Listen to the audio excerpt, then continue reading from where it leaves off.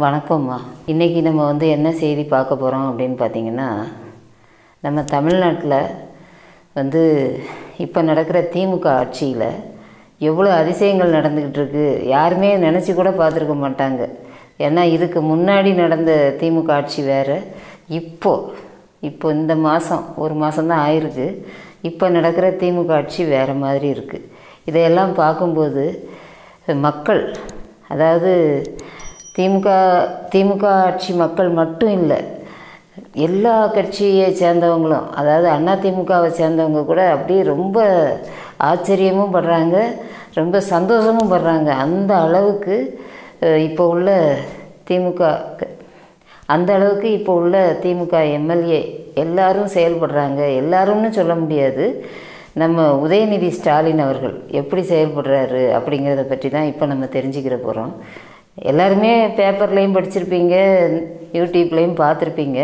இருந்தாலும் எனக்கு சொல்லி என்னுடைய சந்தோஷத்தையும் வெளிப்படுத்தணும் அப்படிங்கிறதுக்காகத்தான் இந்த நிகழ்ச்சியவே நான் சொல்கிறேன். அது என்ன அப்படின்னு பார்த்தோம்னா, மேல் மட்டத்தில் இருக்கிறவங்க நினைப்பாங்க, இது என்ன பெரிய சாதனையா, இதுக்கெல்லாம் இந்த பாட்டியம்மா இந்த குதிக்கிறாங்களே, இவ்வளோ சந்தோஷப்படுறாங்களே அப்படின்னு சொல்லி ரொம்ப மேல்மட்டம், அதாவது மாடி வீடு இப்படி இருக்கிறவங்க நினைப்பாங்க. ஆனால் ரொம்ப குடிசை பகுதி, அந்த மாதிரி பகுதியில் இருக்கிறவங்களுக்கு இப்படி நல்ல ஒரு பொறுப்பில் இருக்கிறவங்க, அவங்களால தன்னுடைய குறைகள் தீர்ந்து போகும் அப்படின்னு சொல்லக்கூடிய ஒருத்தர், அதுலேயும் தமிழக முதல்வரின் மகன், அவங்க வயசானவங்களுக்கெல்லாம் கலைஞர் அவர்களை தான் ரொம்ப தெரியும். கலைஞரின் பேரன் அப்படிங்கும்போது அவங்களுக்கு உற்சாகம் சொல்லவே முடியாது. அந்த அளவுக்கு உற்சாகத்தில் ஒரு அம்மா பேசுகிறாங்க. அதை தான் நான் பார்த்து உங்களோட பகிர்ந்துக்கிறணும். அவங்க மனசில் எவ்வளோ சந்தோஷம் இருந்திருக்கும். அவங்களுக்கு மட்டும் இல்லை, அந்த பகுதியில் இருந்தவங்க எல்லாருக்குமே அவ்வளோ சந்தோஷமாக இருக்காங்க. அதுக்கு காரணம் என்ன அப்படின்னு பார்த்தோம்னா, முதல் காரணம் என்ன அப்படின்னா, இதுவரையிலும் அந்த அம்மா சொல்கிறதுலேருந்து என்ன தெரியுதுன்னா, இதுவரையிலும் அவர் நின்னது நம்ம உதயநிதி ஸ்டாலின் அவர்கள் தேர்தலில் நின்ன பகுதி சேப்பாக்கம், அந்த தொகுதியில் நின்னார். அந்த தொகுதியை சேர்ந்தது தான் திருவல்லிக்கேணி. அந்த பக்கமெல்லாம் பார்த்திங்கன்னா ரொம்ப குடிசை பகுதிகள் தான் இருக்கும் போல், நான் பார்த்ததில்ல. அப்போது குடிசைகள் தான் நிறைய இருக்கும் போல். அதே இது மாடி வீடுகளும் இருக்கும், அதிகமாக குடிசை பகுதிகள் இருக்கும் போல். அதை யாருமே கவனிக்காமல் தான் இருந்திருக்காங்க.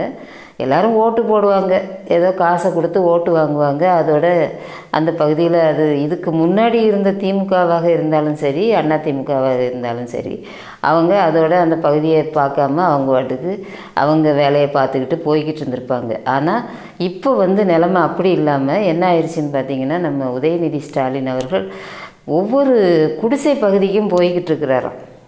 அதை தான் நம்ம நிறைய பார்த்துக்கிட்டே இருக்கோம். அந்த மாதிரி குடிசை பகுதிக்கு போகிறதோட மட்டும் இல்லாமல் ஒவ்வொரு வீட்டுக்குள்ளேயும் நுழைஞ்சி, அதாவது சகோதரன் மாதிரி அக்கா, பாட்டி, அம்மா அப்படின்னு உறவு சொல்லி அவர் பேசும்போது அந்த ஜனங்களுக்கு அந்த மகிழ்ச்சியை வெளிப்படுத்துறது எப்படின்னே தெரியாமல் தான் அந்த அம்மா என்ன செய்கிறாங்க, ஐயோ எனக்கு கையும் ஓடலை காலும் ஓடலை, புள்ள என்னை இப்போ எங்கள் வீட்டு பக்கம் வந்துட்டாரே அப்படின்னு சொல்லி அந்த அம்மா, எனக்கு கையிலேயே புதையல் கிடச்ச மாதிரி இருந்துச்சு, புள்ள பெத்த புள்ள கூட அப்படி விசாரிச்சிருக்காது, என்னம்மா எல்லோரும் நல்லா இருக்கீங்களா, உங்களுக்கு என்ன குறைகள் அப்படின்னு கேட்டார். இது வரைக்கும் அந்த அம்மாவுக்கு அவங்க என்ன சொல்கிறாங்கன்னா, எனக்கு 59 வயசு ஆகுதுன்றாங்க. அப்போ எத்தனையோ தேர்தலை அவங்க பார்த்துருப்பாங்க, எத்தனையோ எம்எல்ஏக்கள் அந்த பகுதிக்கு தேர்தலில் நின்று ஜெயிச்சிருப்பாங்க. ஆனால் யாருமே இது வரைக்கும் அந்த பகுதிக்கு போனதே இல்லையா. அது அதிமுகவாக இருந்தாலும் சரி, திமுகவாக இருந்தாலும் சரி, எம்எல்ஏக்கள் அந்த தொகுதியில் நின்று ஜெயித்தவங்க யாருமே அப்படி உள்ளே இறங்கி அந்த தொகுதிகளுக்குள்ளே போனதே இல்லை. தொகுதிக்கு போனாலும் அந்த குடிசை பகுதிகளுக்கு யாருமே போகலை. அந்த அளவுக்கு தான் அந்த பகுதி ஒதுக்கப்பட்ட பகுதியாக இருந்திருக்கு. ஏன் காரணம் என்னென்னா, அது குப்பையும் கூளமும் அடைஞ்சு கிடக்கிற பகுதி. அதை விட ஏழைகள் தான் அங்கே நிறைய இருக்காங்க. எந்தவித வசதியும் இல்லாமல் நிறைய வீடுகளில் இன்னமும் கரண்ட் கூட இல்லாமல் ஒரு குடிசை, அதில் ஏதோ ஒரு கூலி வேலை செஞ்சு பிழைக்கிற ஜனங்க தான் அங்கே நிறைய இருந்திருக்காங்க. அந்த பகுதிக்கே அதுவும் சில சமயத்தில் மழை பெஞ்சிருச்சுன்னா ரொம்ப சேரும் சகதியுமாக இருக்குமா. அப்படி சேரும் சகதியுமாக தான் இருந்திருக்கு. இந்த கொரோனா காலத்தில் நம்ம கூட வீட்டை விட்டு வெளியே போகிறதுக்கு இல்லாமல் நம்ம வீட்டுக்குள்ளே தான் இருக்கோம். ஆனாலும் அவர் என்ன செஞ்சுருக்காருன்னு பார்த்திங்கன்னா, அந்த தொகுதிக்கு உள்ள அந்த பகுதிக்குள்ளே போயிருக்கிறாரு. போய் பார்த்து அந்த அம்மாவெல்லாம் நேரடியாக பேசணுன்னு அந்த அம்மாவுக்கு என்ன சொல்கிறதுனே புரியாமல் அவங்க என்ன சொல்கிறாங்கன்னா, அந்த பிள்ளைக்கு கொடுக்குறதுக்கு என் கையில் எதுவுமே இல்லை, அதனால் நான் கட்டி பிடிச்சி முத்தம் கொடுத்தேன் அப்படின்னு சொல்கிறாங்க. அதை அவங்க செய்யவும் செய்கிறாங்க பார்த்துக்கோங்க. அந்த அளவுக்கு அவங்களுக்கு மனசில் அவ்வளோ சந்தோஷம். அதுக்கு காரணம் நிறைய மற்ற கட்சிக்காரங்க சொல்லுவாங்க எப்படின்னா, இது நல்லா நடிக்கிறாங்க அப்படின்னு. ஆனால் அந்த முகத்தில் அந்த நடிப்பு தெரியல. அவர் இயற்கையாக தான் அந்த மாதிரி நிறைய சேவைகள், அதுவும் இந்த கொரோனா காலத்தில் அவர் இயற்கையாக தான் நடந்துக்கிறது அந்த முகத்தில் நல்லா தெளிவாக தெரியுது. அதில் எந்த விதமான நடிப்புங்கிறது அதில் இல்லை. காரணம் என்னன்னு பார்த்தீங்கன்னா, அவரை இப்போதைக்கு என்னுடைய பார்வையில் ஆந்திரா முதல்வர் ஜெகன்மோகன் ரெட்டி அவர்களை பார்த்த மாதிரி தான் இருக்குது. அவருடைய வயசு, அவருடைய தோரணை, அவருடைய ட்ரெஸ்ஸு எல்லாம் பார்க்கும்போது கிட்டத்தட்ட அவரை மாதிரி தான் இருக்குது. அதே மாதிரி செயல்பாடுகளும் உடனுக்குடன் செய்கிறத பார்க்கும்போது அவரை மாதிரி தான் இவரும் செயல்படுறாரு. இதையெல்லாம் பார்க்கும்போது ஒவ்வொரு எம்எல்ஏக்களும் இதுக்கு முன்னாடி அவங்க அப்பா ஸ்டாலின் அவர்களும் என்ன செய்வார்னா, கொளத்தூர் தொகுதியில் தான் அவர் நிறைய வருஷம் நின்று ஜெயிச்சுக்கிட்டு இருக்காரு. ஜெயித்த உடனே அந்த தொகுதியை அவர் மறந்துடுறது கிடையாது.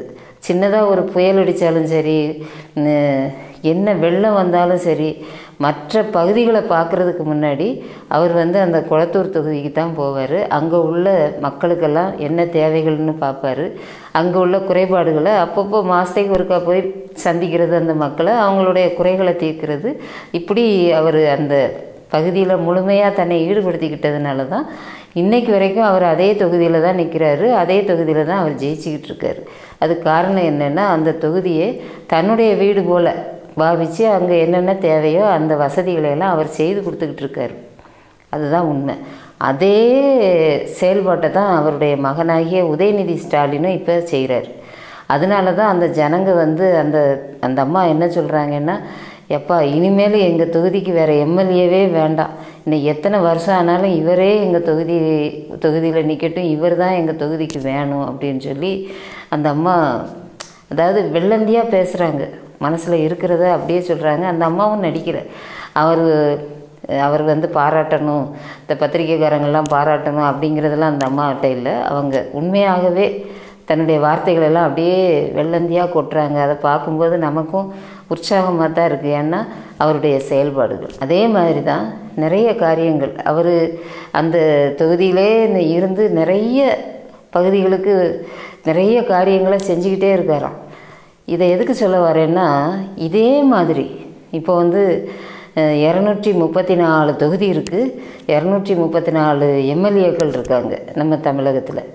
அவங்க ஒவ்வொருத்தரும் இந்த 234 எம்எல்ஏக்களும் அவங்க வேறு கட்சியிலேருந்து ஜெயிச்சிருப்பாங்க, அதிமுகவிலேருந்து ஜெயிச்சு போயிருப்பாங்க, இதே திமுகவிலேருந்து ஜெயிச்சு போயிருக்காங்க.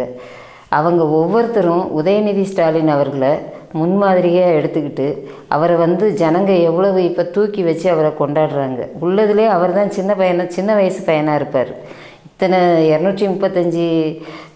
234 தொகுதியில் உள்ள எம்எல்ஏக்கள்லையும் உதயநிதி ஸ்டாலின் அவர்கள் தான் சின்ன வயசாக இருப்பாங்கன்னு நான் நினைக்கிறேன். அப்படி அவருடைய செயல்பாடுகளை பார்த்து மற்றவங்களுக்கு அது முன்மாதிரியாக எடுத்துக்கிட்டு அவங்க ஒவ்வொருத்தரும் அவங்கவுங்க தொகுதியில் தன்னை முழு மூச்சாக ஈடுபடுத்தி அவங்கவுங்க தொகுதியில் என்ன குறைபாடுகள் இருக்குது, அதுக்காக தான் அவங்கள தேர்ந்தெடுத்து மக்கள் அனுப்புகிறாங்க. அந்த குறைபாடுகளை அவங்க உடனே அனுப்பி விட்டாங்கன்னு தீர்த்து வச்சாங்கன்னு வைங்க. அதுக்கு பிறகு அவங்கள அந்த தொகுதி மக்கள் மறக்கவே மாட்டாங்க.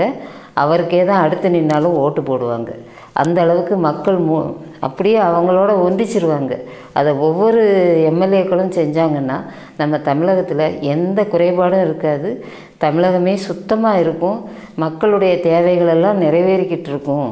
அப்படிங்கிறதுக்காக தான் இந்த சம்பவங்களெல்லாம் நான் சொன்னேன். நான் சொன்னது உங்களுக்கு பிடிச்சிருந்ததுன்னா லைக் பண்ணுங்கள், ஷேர் பண்ணுங்கள், சப்ஸ்கிரைப் பண்ணுங்கள். ஓகே.